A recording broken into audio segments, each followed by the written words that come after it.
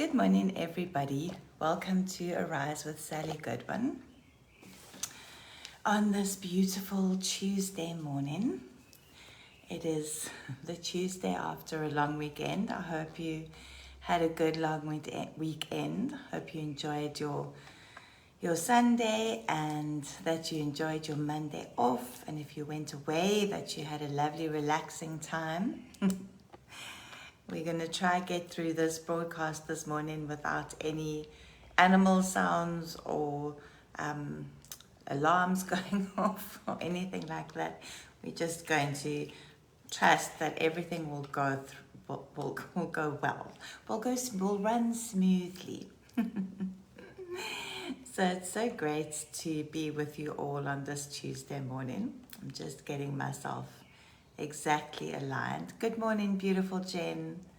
So good to see you. So happy that you're here. I hope the weather where you are is good. Let me just get my lemon. I'm drinking lemon water, not coffee, first thing this morning. I'm going on a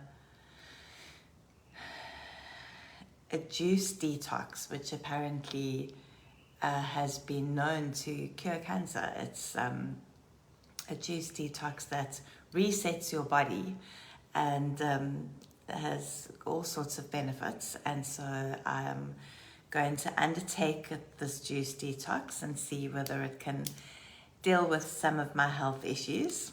So I'm trying to just cut out, the things that I would normally have. Just to prepare my body for the detox that is coming, because you don't want to shovel yourself full of rubbish and then your body gets this enormous shock when suddenly you're only doing juice. So pray for me for that, please. I'm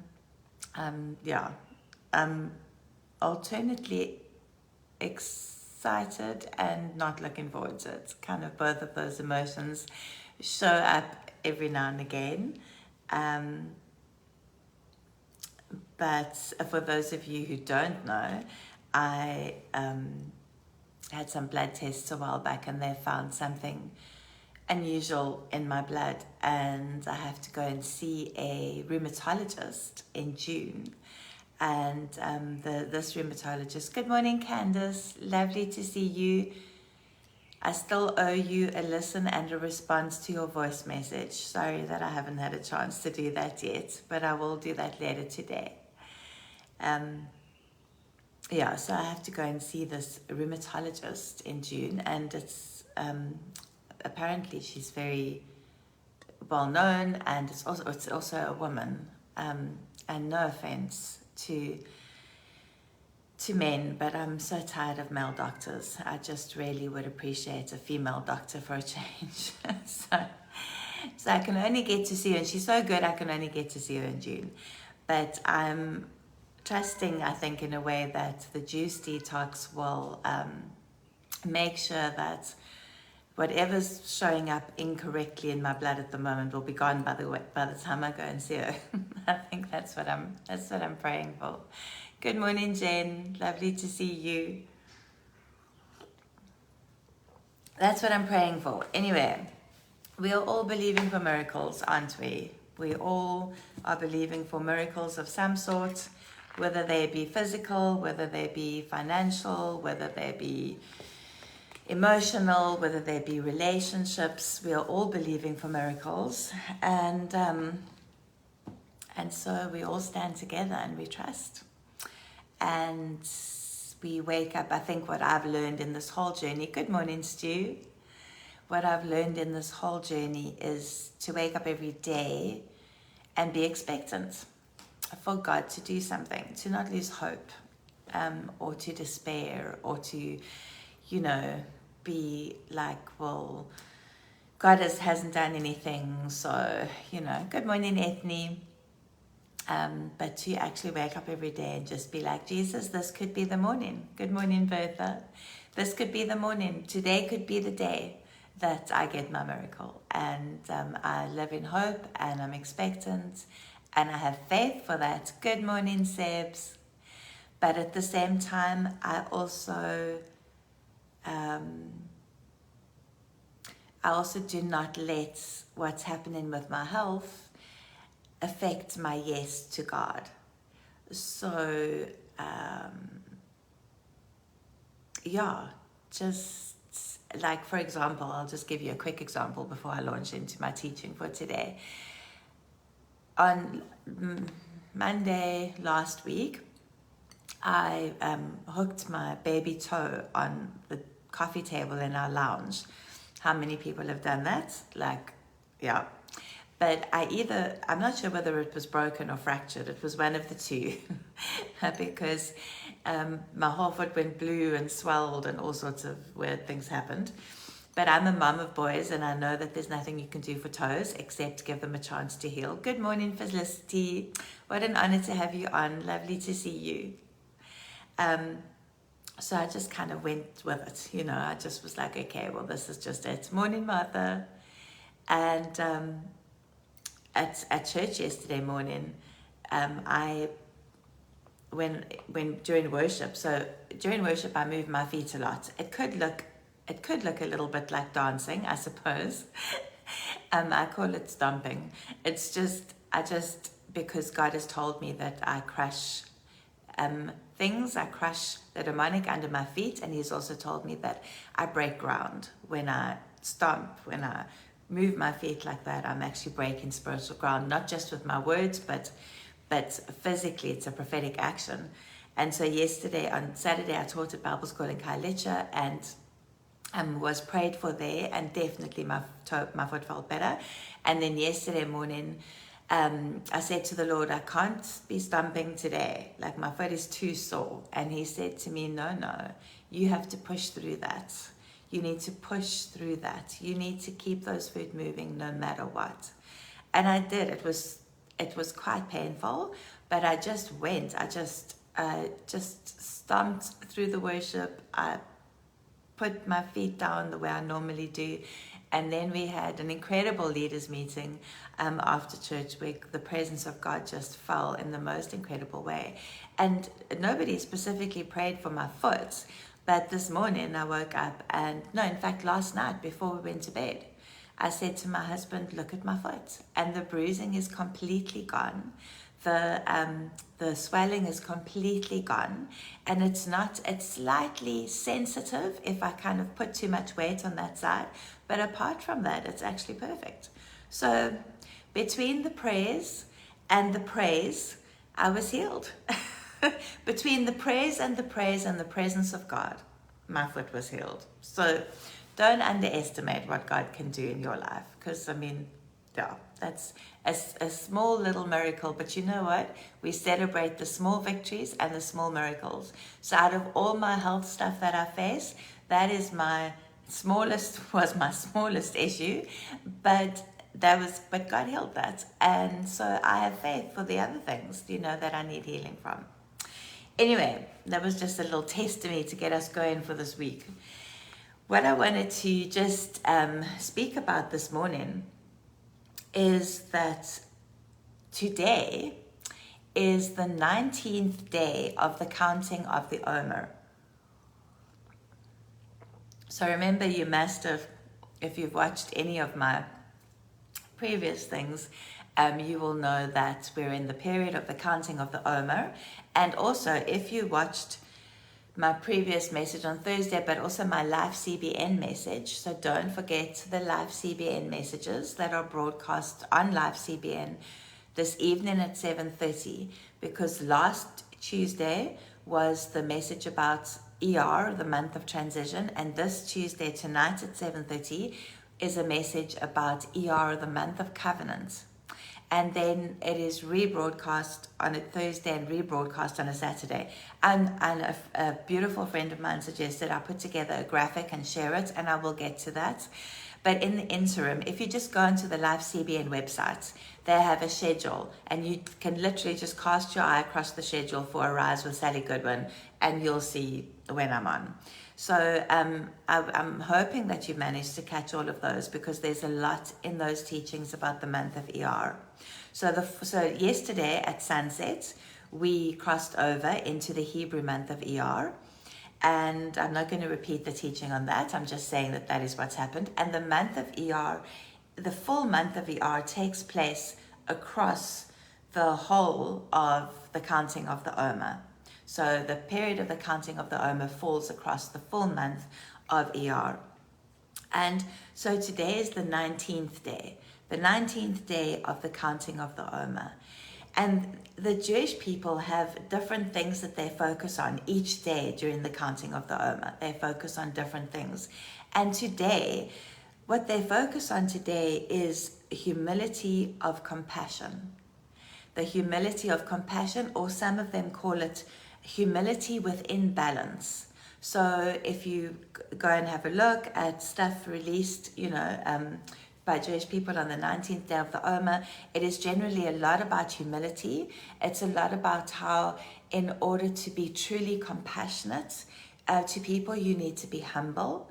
But it's also a lot about how humility itself has to be balanced. We, especially as women, we slide so easily into false humility. There's actually quite a fine line that we walk between humility, true God-given, God-ordained, God-desired humility, and humility and false humility.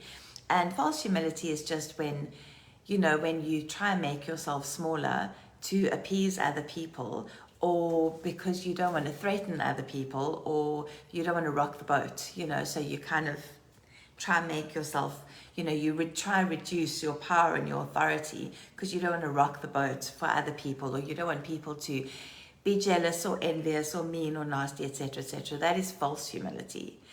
True humility is when we know that we are nothing without Jesus, and that everything we do is for Jesus, but we recognize that Jesus has given us giftings and callings and anointings that we are supposed to walk in. So that is the focus. That would be the focus for the Jewish people today on the 19th day of the Omer. Humility of the humility of compassion and humility within balance. It's interesting also to note that if you look at Numbers chapter 1 verse 1 to 2, Numbers chapter 1 verse 1 to 2, it says, or just if you just look at Numbers chapter 1 verse 2, it says, take a census of all the congregation of the children of Israel by their clans, by their fathers' houses, according to the number of names, every male head by head. Verse 1, it just says, and Yahweh spoke to Moses in the wilderness of Sinai, in the tent of meeting, on the first day of the second month, which would be the first of Iyar, in the second year after they had come out of the land of Egypt, saying, take a census of all the congregations. So on the first of Iyar, which was yesterday, Moses took a census of all the Israelites in the desert. I find it quite prophetic that our nation, are busy taking a census right now. That they have managed to somehow slide into being almost in line with God's calendar in terms of their census. It is the day, the second of Iyar is the day that Solomon began constructing the temple. So it was the second of Iyar that Solomon began constructing the temple. Basically, he started building the foundations of the first temple. So Solomon's temple, remember, was built first and then torn down. So on the second of Iyar, he started building the foundations for the very first temple. And if you go back and read in 2 Chronicles 3 verse 2, 2 Chronicles 3 verse 2, it says here that Solomon began to build the house of Yahweh at Jerusalem on Mount Moriah, where he, Yahweh, appeared to his father David, at the place that David had prepared on the threshing floor of Oman the Jebusite. And verse 2 says, and he began to build on the second day of the second month in the 4th year of his reign.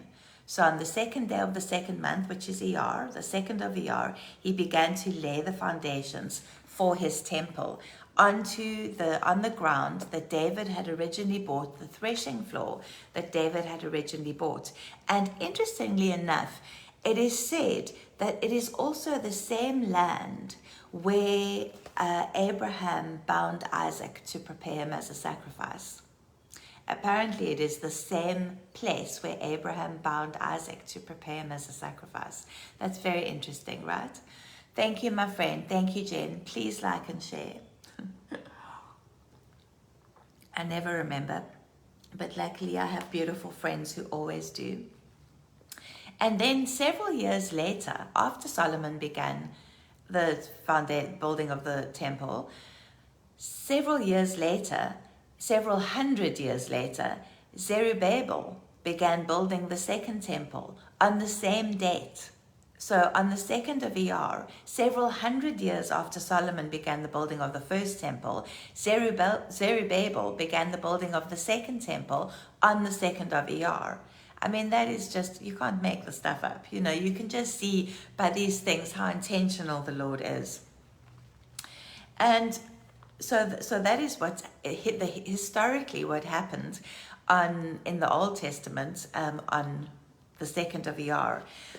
But the other incredible thing that we have spoken about before, but we're going to speak about it again today, the other thing that happened on the 2nd of Iyar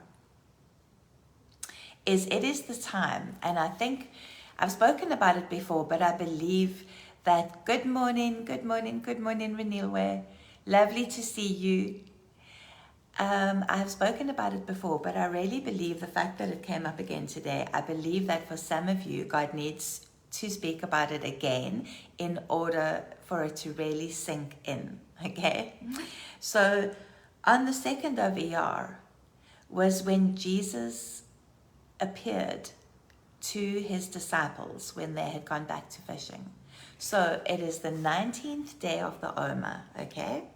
So it is the 19th day from the first day of Passover. You count 19 days from the first day of Passover. It is the 19th day of the Omer. So Jesus has been crucified, right? And the disciples have now been kind of, I don't know, floating around, fleeing from the leaders, the Pharisees and the Sadducees, hiding, talking, arguing, doubting, no doubt. And Jesus has appeared a couple of times to them up until this point. But on this particular day, on the 2nd of Iyar, it says here, after this, Yeshua manifested himself again to the taught ones at the Sea of Kinnereth, and he manifested this way. Now, this morning, I'm reading from a book called The Scriptures.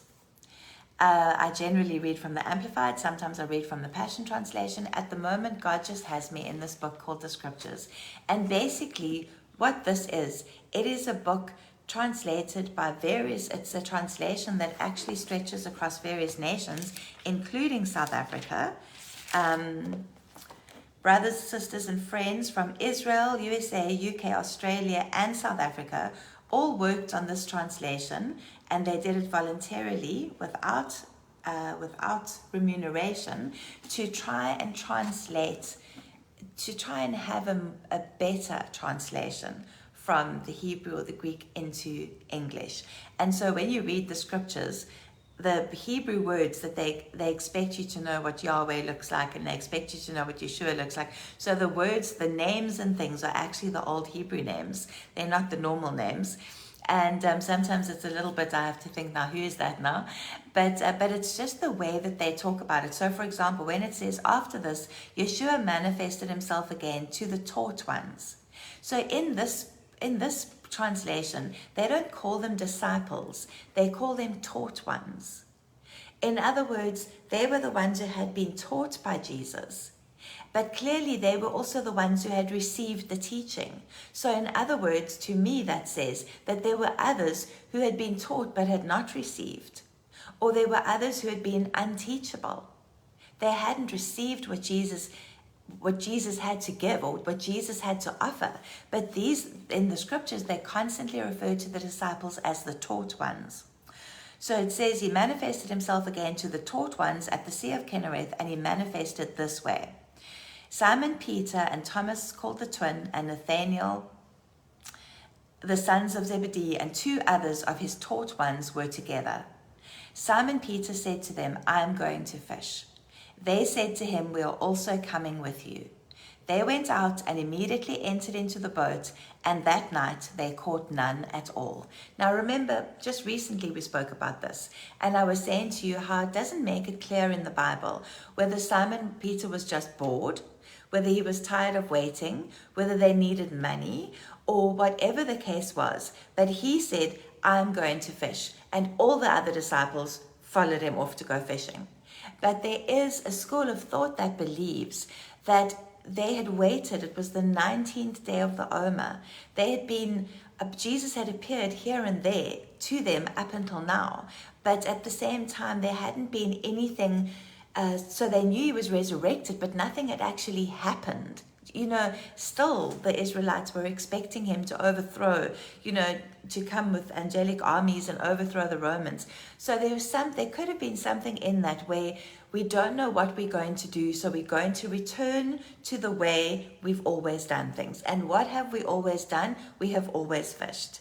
And how often and it bears repeating, honestly, it bears repeating. How often do we as believers, God gives us a promise and a prophecy, and he says, go this way. And because it doesn't happen as quickly as we would like it to, or because it doesn't look the way we think it should look, we immediately doubt, we immediately wonder, and then we immediately revert to what is comfortable for us.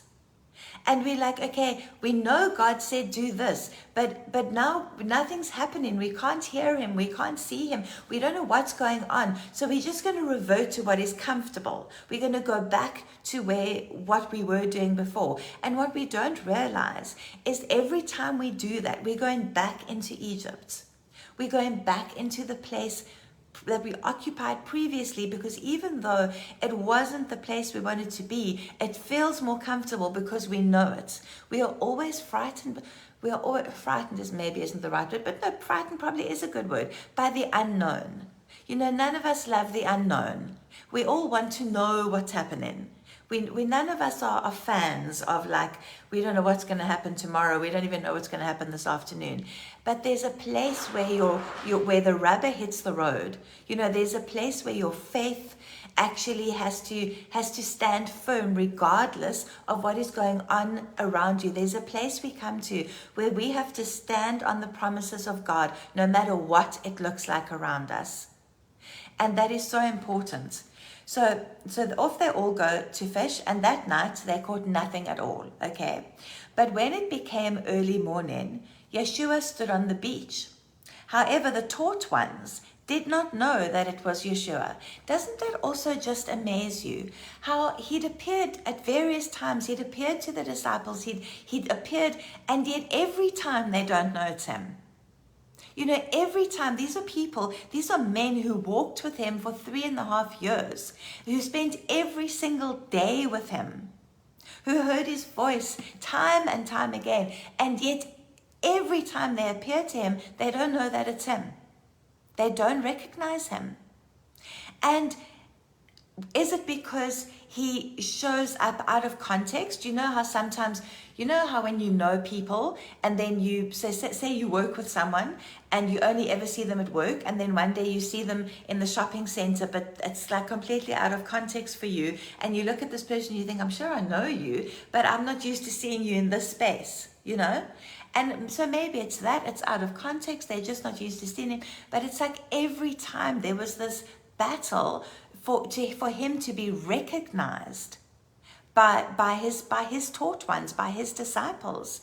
And I just think for us it's such a warning to be sure that our eyes, our spiritual eyes and our spiritual ears are always open, that we recognize Jesus, even when he comes in a package that we don't expect, or he moves in a way we don't expect, or he does something that is not what we anticipated. But to make sure that we are recognizing him And it says, then he says, then Yeshua said to them, children, have you any food? They answered him, no. And he said to them, throw the net on the right side of the boat, and you shall find. So they threw, and they were no longer able to draw it in because of the large number of fish. That taught one whom Yeshua loved then said to Peter, it is the Master. Then Simon Peter, hearing that it was the Master, put on his outer garment, for he was stripped, and plunged into the sea. And the other taught ones came in the little boat, for they were not far from land, but about 200 cubits, dragging the net with fish. So when they had come to land, they saw a fire of coals there, and fish laid on it, and bread. And Yeshua said to them, bring some of the fish which you have now caught. Simon Peter went up and dragged the net to land, filled with 153 big fish. 153 big fish. And though there were so many, the net was not broken. Yeshua said to them, come, have breakfast. And not one of the taught ones had the courage to ask him, who are you? Knowing that it was the Master. Yeshua came and took the bread and gave it to them, and the same with the fish. This was now the third time Yeshua was manifested to his taught ones after he was raised from the dead. And then they ate breakfast. And so Jesus, immensely practical, reappears to them and then eats and drinks with them because they need to be able to see that he is both God and man. He is fully God. He is fully man. But from a practical perspective, he brings normality to the occasion by eating and drinking with him. But they recognize that it's Jesus. Simon, as per usual, leaps out the boat and plunges in towards him, and the others come bringing the 153 big fish.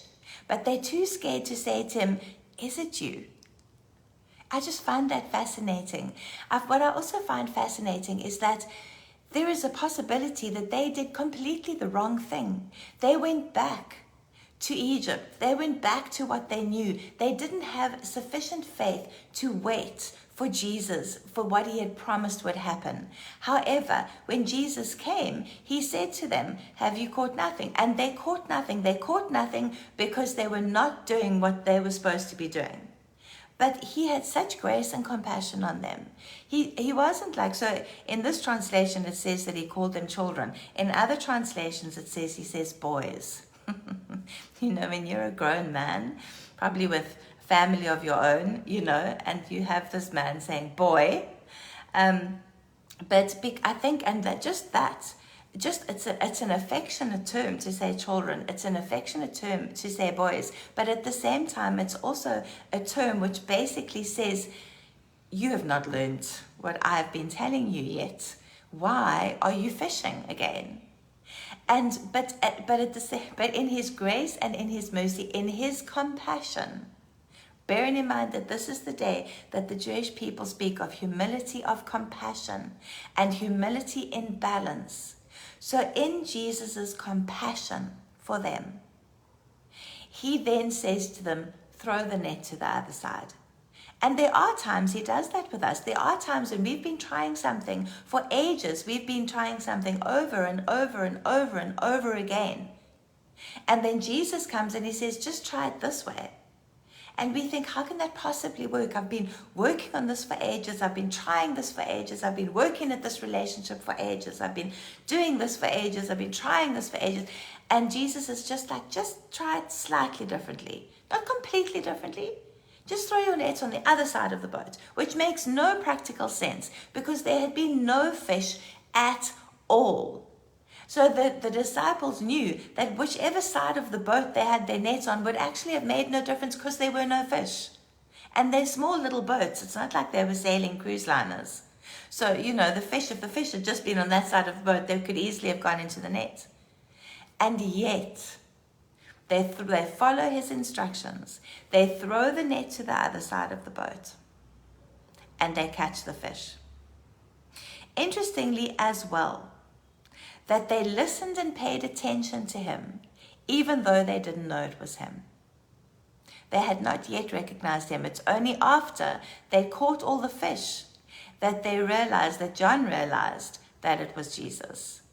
So they obeyed that instruction. There was such authority in what Jesus told them that they obeyed it without even knowing that it was actually Jesus.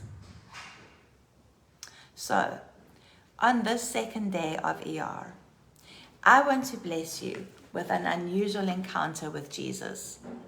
I want to bless you with revelation and wisdom to know Jesus, to recognize him even when he isn't packaged the way you think he should be, or even when the situation doesn't look the way you expected it to look, even when it's not what you anticipated. And I want to bless you to be able to hear the instructions that he gives, even if they make no sense, like throw your net on the other side of the boat, that you will encounter him in new and different ways today.